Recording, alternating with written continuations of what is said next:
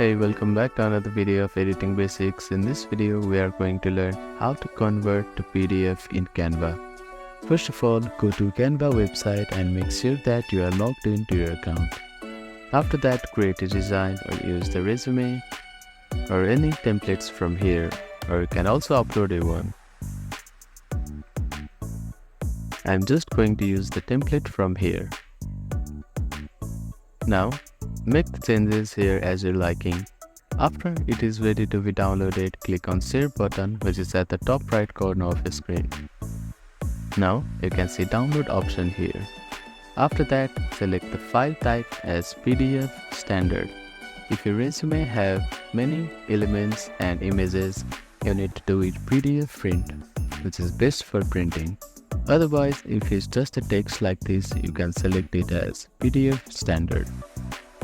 Now, click on download button. The download may take some time depending on your internet speed. After the download is completed, you can see it here. Click on it and it has been converted to PDF file. Thank you for watching this video. Please do not forget to like, share and subscribe to our channel and comment down if you have any queries.